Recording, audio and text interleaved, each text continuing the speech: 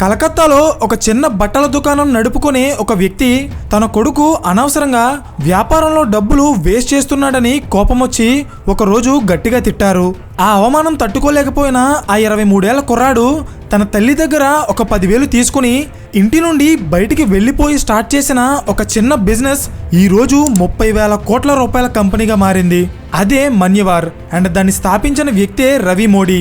అయితే business start చేసినప్పుడు తనకి పెద్దగా బ్యాక్గ్రౌండ్ లేదు, పెట్టుబడి లేదు, కనీసం వ్యక్తిగతంగా తనని సపోర్ట్ చేసేవాళ్ళు కూడా లేరు. కానీ తన దగ్గర ఉన్నదల్లా వ్యాపారం చేయడానికి ఒక ఐడియా మాత్రమే. అండ్ ఆ ఐడియాయే ఈరోజు కొన్ని వేల కోట్ల బిజినెస్ చేస్తుంది. అయితే ఇంతకీ ఆ ఐడియా ఏంటి?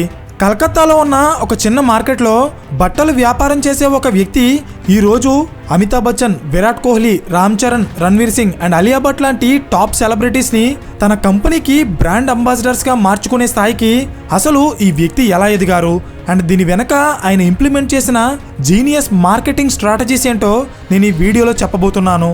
గాయ్స్, ఒక చిన్న బిజినెస్ని $1 బిలియన్ కంపెనీగా ఎలా మార్చాలి అండ్ దానికోసం ఎలాంటి బిజినెస్ మోడల్స్ని ఫాలో అవ్వాలి అనే ఇన్ఫర్మేషన్ ఈ వీడియోలో చాలా క్రిస్టల్ క్లియర్గా ఉంటుంది. సో జాగ్రత్తగా వినండి. Hello everyone, welcome to today's video and this is your friend Surya. Ravi Modi తండ్రి గారికి కోల్కతాలో ఒక చిన్న బట్టల షాప్ ఉండేది. అందులో గత 20 సంవత్సరాలుగా ఆయన బిజినెస్ చేస్తున్నారు. అయితే రవి మోడీ చిన్నప్పటి నుండి తన తండ్రి గారి బట్టల షాప్లోనే ఎక్కువ టైం స్పెండ్ చేసేవారు. అంటే ఒకవైపు తను స్కూల్కి కాలేజ్కి వెళ్తున్నా ఆయన ఎక్కువ టైం బిజినెస్లో స్పెండ్ చేయడానికే ఇంట్రెస్ట్ చూపించేవారు. సో రవి మోడీ 13 ఏళ్ల వయసు నుండి 22 ఏళ్ల వయసు వచ్చే వరకు తన జీవితంలో ఎక్కువ టైంని ఆయన తన బట్టల షాప్లోనే గడిపారు. అండ్ ఈ ప్రాసెస్లో ఆయన ఒక విషయాన్ని గమనించారు. అదేంటంటే మార్కెట్లో బట్టల వ్యాపారం చేస్తున్న చాలా companies shirts, pants and t-shirts అంటూ వెస్ట్రన్ వేర్ని చాలా ఎక్కువగా అమ్ముతున్నారు. ఎందుకంటే వాటికి డిమాండ్ ఉంది కాబట్టి. కానీ అంతే మొత్తంలో డిమాండ్ ఉన్న ఇండియన్ వేర్ని అంటే కుర్తాస్, షేర్వానీస్ అండ్ లెహంగీస్ లాంటి మోడల్స్ని పెద్దగా ఎవ్వరూ అమ్మడం లేదు. అయితే ఇక్కడ పాయింట్ ఏంటంటే డిమాండ్ ఉందని చెప్పి అంతా వెస్ట్రన్ వేర్ మీదే ఫోకస్ చేస్తున్నారు, కానీ ఇండియన్ వేర్ మీద పెద్దగా ఎవరూ ఫోకస్ చేయడం లేదు. సో ఇది గమనించిన రవి మోడీకి మార్కెట్లో బిజినెస్ చేయడానికి ఒక మంచి అవకాశం కనిపించింది. అండ్ దీన్ని ఇంప్లిమెంట్ చేయడానికి తన తండ్రి గారి షాప్లో ఒక 20,000 తీసి ఈ ఇండియన్ డిజైన్స్ని కొని వాటిని తన తండ్రి గారి షాప్లో అమ్మడం స్టార్ట్ చేశారు. అండ్ వాటికి కస్టమర్స్ నుండి కూడా మంచి రెస్పాన్స్ వచ్చింది. కానీ ఇక్కడ వచ్చిన ప్రాబ్లం ఏంటంటే షాప్ నుండి 20,000 తీసినట్టు కానీ కొత్త మోడల్స్ని అమ్ముతున్నట్టు కానీ రవి మోడీ గారు తన తండ్రి గారికి చెప్పలేదు. సో తనకి చెప్పకుండా కొడుకు సొంత నిర్ణయాలు తీసుకుంటూ డబ్బులు వేస్ట్ చేస్తున్నాడని రవి మోడీ గారి తండ్రికి కోపం వచ్చి, నువ్వు మా జీవితాలు నాశనం చేయాలనుకుంటున్నావా? నువ్వు ఇలా చేస్తే ఏదో ఒక రోజు నేను ఆత్మహత్య చేసుకుని చనిపోతాను అని రవి మోడీని ఆయన తిట్టారు. ఆ మాట విన్న రవి మోడీ ఇంకా రేపటి నుండి నేను ఈ షాప్లో అడుగుపెట్టనని చెప్పి కోపంతో వెళ్ళిపోయారు. అయితే ఇక్కడ జరిగిన ఒక మిస్అండర్స్టాండింగ్ ఏంటంటే రవి మోడీ మార్కెట్ని ఎంత రీసెర్చ్ చేశారు అండ్ తన ఐడియాకి ఎంత వాల్యూ ఉంది అనేది వాళ్ళ ఫాదర్ పట్టించుకోలేదు.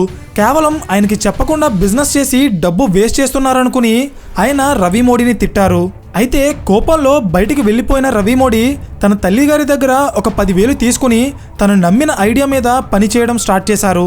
అంటే మార్కెట్లో అంతా వెస్ట్రన్ స్టైల్ బట్టలు అమ్ముతుంటే రవి మోడీ గారు ఇండియన్ స్టైల్ బట్టలు తయారు చేసి అమ్మేవారు.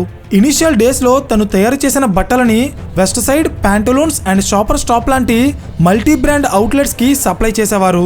అయితే తను అనుకున్నట్టే తను తయారు చేసిన ఇండియన్ వేర్కి కస్టమర్స్ నుండి మంచి డిమాండ్ వస్తుంది. సో ఇప్పుడు తను తయారు చేస్తున్న బట్టలకి మార్కెట్లో గుర్తింపు రావడానికి సొంతంగా ఒక బ్రాండ్ నేమ్ని ఎస్టాబ్లిష్ చేసుకోవాలి. కానీ అప్పట్లో మార్కెటింగ్ ఏజెన్సీస్తో బ్రాండ్ నేమ్ అండ్ లోగోస్ని డిజైన్ చేయించడానికి తన దగ్గర అంత డబ్బు లేక ఒక సింపుల్ ఐడియాని ఫాలో అయ్యి రవి మోడీ తన కంపెనీ అండ్ బ్రాండ్ నేమ్ని ఎస్టాబ్లిష్ చేశారు. ఎలా అంటే మనలో చాలామంది ఏదైనా బిజినెస్ చేసినప్పుడు దానికి వాళ్ళ పిల్లల పేర్లు పెట్టుకుంటారు, అవునా?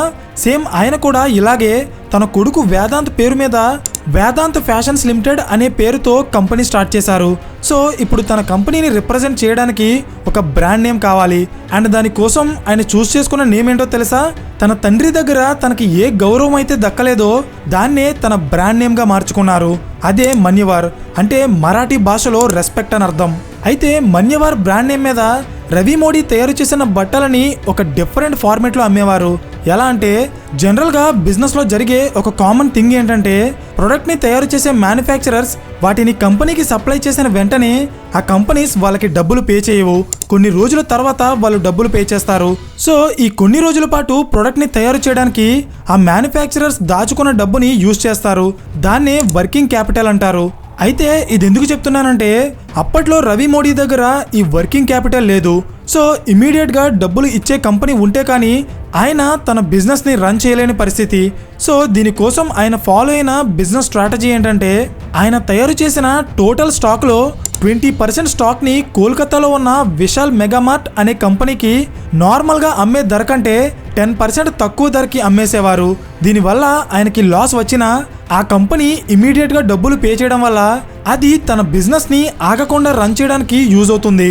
అయితే తనకి లాభాలు ఎలా వస్తాయి అనుకుంటున్నారా? చెప్తా చూడండి. ఆయన టోటల్ స్టాక్లో కేవలం 20% మాత్రమే ఈ విశాల్ మార్ట్కి లాస్లో అమ్మేవారు. మిగిలిన 80% స్టాక్ని మంచి లాభాలకి అమ్ముకునేవారు. అయితే 2002లో స్టార్ట్ అయిన రవి మోడీ బిజినెస్ దాదాపు 6 సంవత్సరాల పాటు నార్మల్గానే నడిచింది. కానీ 2008లో ఆయన బిజినెస్లో ఒక టర్నింగ్ పాయింట్ వచ్చింది. ఎలా అంటే ఆయన తను తయారు చేసే బట్టలని ఇంకా బెటర్ చేయడానికి తను ప్రొడక్ట్ని సప్లై చేసే కంపెనీస్ని కస్టమర్ డేటా అడిగారు. అంటే కస్టమర్స్ ఎక్కువగా ఎలాంటి బట్టలు కొంటున్నారు, వాటి ప్రైస్ ఎంత అండ్ అవి ఏ మోడల్లో ఉన్నాయి, ఇలాంటి ఇన్ఫర్మేషన్ అన్నమాట. సో వన్స్ మ్యానుఫ్యాక్చరర్ దగ్గర ఈ ఇన్ఫర్మేషన్ ఉంటే వాళ్ళు కస్టమర్ డిమాండ్స్ని బేస్ చేసుకుని ప్రొడక్ట్ని తయారు చేయొచ్చు. కానీ రవి మోడీకి ఈ మల్టీ బ్రాండ్ అవుట్లెట్స్ ఉన్న ఏ కంపెనీ కూడా వాళ్ళ కస్టమర్ డేటాని ఇవ్వడానికి ఒప్పుకోలేదు. సో ఇంకా వీళ్ళ మీద ఆధారపడితే లాభం లేదనుకున్న రవి మోడీ 2008లో ఒడిశా స్టేట్ క్యాపిటల్ అయిన భువనేశ్వర్లో వాళ్ళ ఫస్ట్ బ్రాండ్ అవుట్లెట్ స్టోర్ని ఓపెన్ చేశారు. దీన్నే కోకో మోడల్ అంటారు. Company owned, company operated. అంటే వాళ్ళ బట్టలు వాళ్లే సొంతంగా తయారు చేసి వాళ్ళ షోరూమ్స్లోనే అమ్ముకుంటారన్నమాట. అయితే ఈ మోడల్ని కొన్ని రోజుల పాటు ఫాలో అయిన రవి మోడీ గారు తన బిజినెస్ని ఎక్స్పాండ్ చేయాలనుకున్నారు. అంటే ఒడిశాతో పాటు వేరే రాష్ట్రాల్లో కూడా మన్యవర్ బ్రాండెడ్ స్టోర్స్ని ఓపెన్ చేయాలనుకున్నారు.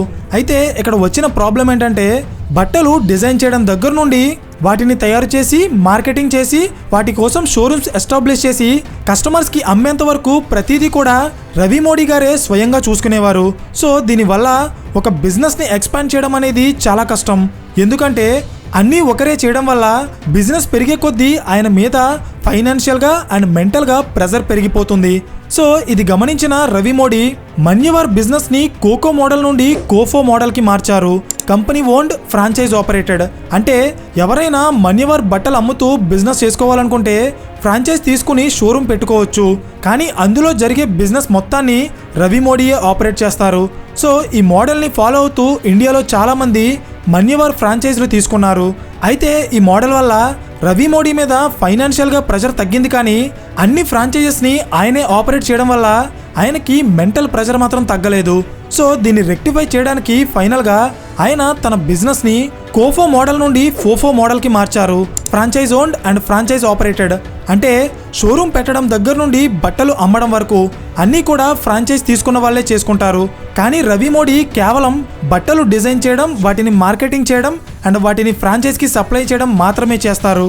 సో ఈ బిజినెస్ మోడల్ రవి మోడీకి ఫైనాన్షియల్ అండ్ మెంటల్ ప్రెజర్ని తగ్గించడమే కాకుండా మన్యవర్ బిజినెస్ని చాలా తక్కువ టైంలోనే ఇండియా వ్యాప్తంగా 600 స్టోర్స్ ఓపెన్ చేసేలా చేసింది.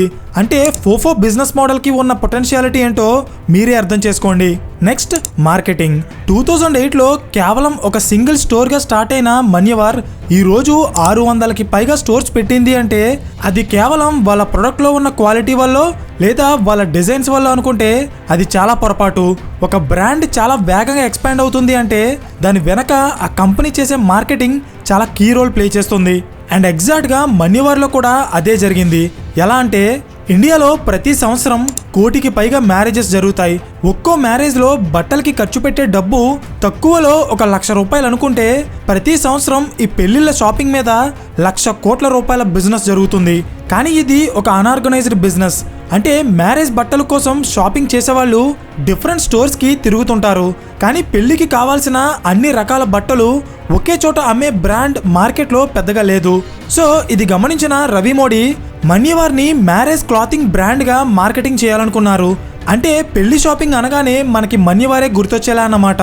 సో ఇలా మార్కెటింగ్ చేయడం వల్ల ఈ కంపెనీకి కంప్లీట్గా ఒక డిఫరెంట్ ఐడెంటిటీ వస్తుంది.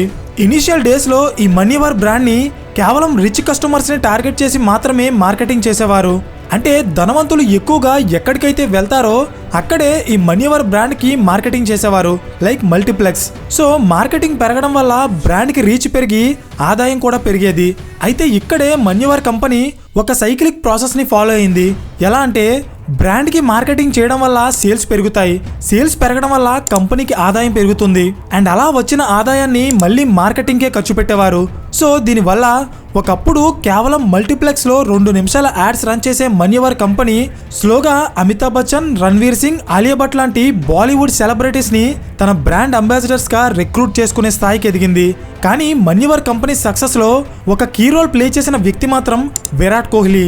ఎలా అంటే అప్పటి వరకు మనీవర్ అంటే మ్యారేజ్ షాపింగ్ బ్రాండ్గా మార్కెటింగ్ చేసిన రవి మోడీ గారు 2016లో విరాట్ కోహ్లీని వాళ్ళ బ్రాండ్ అంబాసిడర్గా రిక్రూట్ చేసుకున్న తర్వాత ఒక్క మ్యారేజ్ మాత్రమే కాదు, మన ఇంట్లో సెలబ్రేట్ చేసుకునే ఏ అకేషన్కైనా మనీవారే ఒక బెస్ట్ షాపింగ్ డెస్టినేషన్గా ప్రమోట్ చేశారు. అండ్ ఇది చాలా బాగా వర్క్ అయింది కూడా. Next business diversification.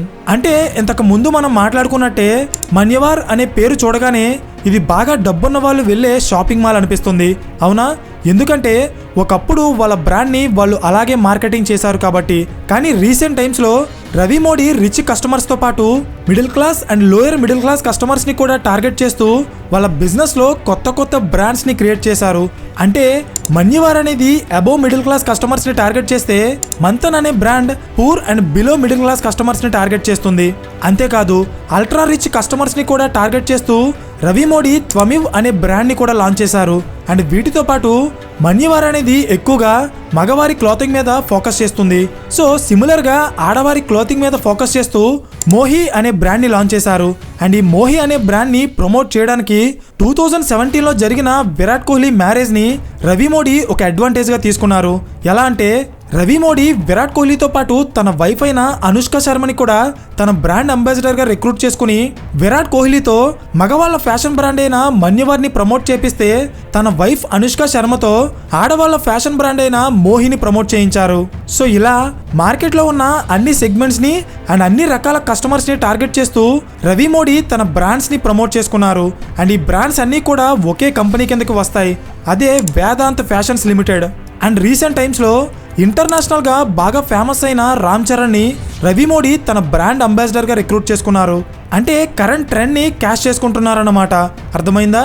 సో ఇలా 2002లో ఇంట్లో గొడవపడి బయటకు వచ్చి ఒక 10,000తో స్టార్ట్ అయిన రవి మోడీ ఎవరి దగ్గర అప్పు కానీ సహాయం కానీ తీసుకోకుండా మెట్టు ఎక్కుతూ ఈరోజు మనీవర్ని 30,000 కోట్ల రూపాయల విలువైన కంపెనీగా మార్చారు.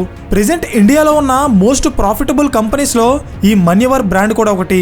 సో మై డియర్ ఆడియన్స్, ఈ కేస్ స్టడీ నుండి మనం నేర్చుకోవాల్సిన ఒక ఇంపార్టెంట్ లెసన్ ఏంటంటే రీఇన్వెస్టింగ్. అంటే మీ బిజినెస్లో వచ్చిన లాభాన్ని మళ్ళీ ఆ బిజినెస్ డెవలప్ చేయడానికే రీఇన్వెస్ట్ చేయడం అనేది చాలా ఇంపార్టెంట్. ఇది ఎందుకు చెప్తున్నానంటే జనరల్గా సక్సెస్ వచ్చిన వెంటనే చాలామంది వాళ్ళ లైఫ్లో ఉండే కొన్ని డిజైర్స్ని ఫుల్ఫిల్ చేసుకోవాలనుకుంటారు, కానీ నిజానికి వాటిని ఎప్పుడు ఫుల్ఫిల్ చేసుకోవాలో చాలామందికి తెలియదు. సేమ్ ఇలాగే మనీవర్ కంపెనీ ఇనిషియల్గా సక్సెస్ అయిన తర్వాత వచ్చిన లాభాలతో రవి మోడీ ఒక బెంజ్ కార్ కొనుక్కోవాలనుకున్నారు. కానీ ఒకప్పుడు తను డబ్బు వేస్ట్ చేస్తున్నారని రవి మోడీని తిట్టిన తన తండ్రి ఆయన్ని మళ్ళీ తిట్టారు. కానీ ఈసారి ఆయన పరిస్థితి అర్థం చేసుకుని అయితే ఆయన రవి మోడీకి చెప్పిన మాట ఏంటంటే, ఒకవేళ నీ బిజినెస్ సక్సెస్ అయింది అండ్ ఫ్యూచర్లో ఇంకా బాగా గ్రో అయ్యే పొటెన్షియాలిటీ దానికి ఉంది అని నువ్వు బలంగా నమ్మితే నీ డబ్బుని కేవలం షో ఆఫ్కి తప్ప ఎందుకు పనికిరాని ఈ బెంజ్ కార్ కొనడం మీద కాకుండా నీ బిజినెస్ని డెవలప్ చేయడానికి మళ్ళీ అందులోనే రీఇన్వెస్ట్ చేయమని సజెస్ట్ చేశారు. అండ్ ఆ రోజు ఆయన ఇచ్చిన సలహాని రవి మోడీ తన బిజినెస్ని డెవలప్ చేసే ప్రతి స్టేజ్లో ఫాలో అయ్యారు. అండ్ ఆ రోజు తన డబ్బుని బెంజ్ కార్ కొనడానికి కాకుండా ఒక చిన్న హోండా సిటీ కార్ కొనుక్కుని తన బిజినెస్ని డెవలప్ చేయడం వల్ల ఈ రోజు అదే బిజినెస్ కొన్ని వేల బెంజ్ కార్లు కొనే స్థాయికి ఎదిగింది. So moral of the story ఏంటంటే స్టార్టింగ్ స్టేజ్లో మీ బిజినెస్ నుండి వచ్చే డబ్బు లాభం కాదు, అది మీ బిజినెస్ని ఇంకా డెవలప్ చేయడానికి అవసరమైన పెట్టుబడి. అర్థమైందా? సో మై డియర్ ఆడియన్స్, ఈ కంపెనీ గురించి మీకు ఇంకా డెప్త్గా తెలుసుకోవాలనుకుంటే ఫోర్బ్స్లో ఈ కంపెనీ మీద పబ్లిష్ అయిన ఒక ఆర్టికల్ లింక్ని కింద డిస్క్రిప్షన్లో ఇస్తాను, ఇంట్రెస్ట్ ఉంటే వెళ్ళి చదవండి. సో ఫైనల్లీ ఈ వీడియో మీకు ఇన్ఫర్మేటివ్గా అనిపిస్తే ఖచ్చితంగా లైక్ చేయడం మర్చిపోకండి. అండ్ ఇలాంటి మరిన్ని క్వాలిటీ కేస్ స్టడీస్ ఇష్టపడే మీ ఫ్రెండ్స్ అండ్ ఫ్యామిలీ గ్రూప్స్కి ఈ వీడియో షేర్ చేసి ఇలాంటి మరిన్ని క్వాలిటీ కాంటెంట్ కోసం ఛానల్ని సబ్స్క్రైబ్ చేయండి. పక్కనే ఉన్న గంట సింబల్ ఆన్ చేస్తే మేము వీడియో అప్లోడ్ చేసిన వెంటనే మీకు ఇమీడియట్ నోటిఫికేషన్ వస్తుంది. So thank you for watching and I will see you in the next video. Till then this is your friend Surya signing of.